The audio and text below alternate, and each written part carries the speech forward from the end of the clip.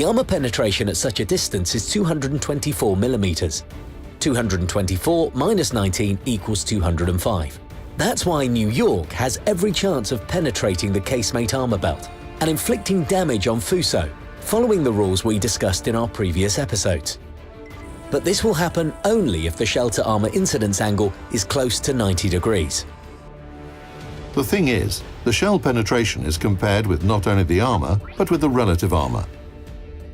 Relative armor is the armor thickness, calculated taking into account the shell-to-armor incidence angle. The sharper the angle, the more armor a shell needs to penetrate.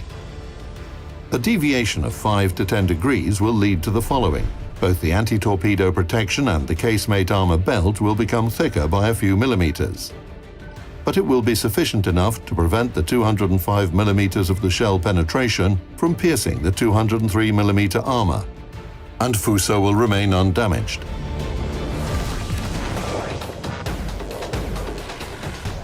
However, an AP shell has another important parameter: normalization.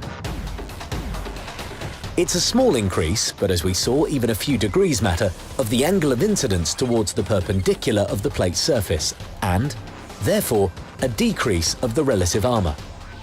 Normalization of the 356mm caliber is 6 degrees. That's why our small deviation by 5 to 10 degrees will be compensated, and the casemate armor belt will be penetrated.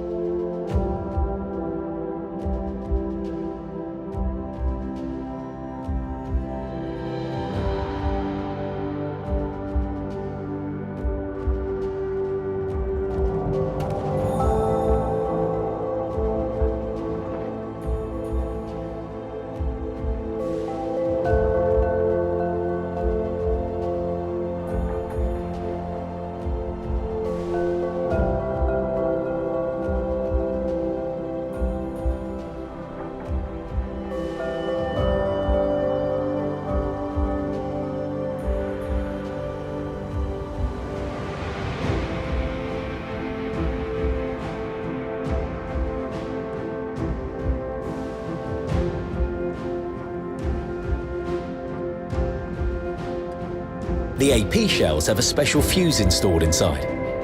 It activates after a shell penetrates armor of a specific thickness. Activation of a fuse is delayed, so a shell has some time to reach deeper into a ship after a hit. If the thickness of the penetrated armor is greater or equals 1/6 of the shell caliber, the fuse activates and the shell detonates, inflicting damage to whichever part the shell ended up in.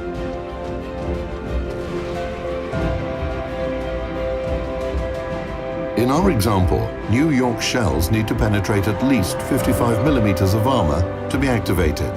It doesn't matter how many layers of thinner armor it's going to penetrate. The fuse won't activate by any means. Therefore, after the shell penetrates Fuso's 102 millimeter fore-end armor belt, the shell will successfully detonate inside.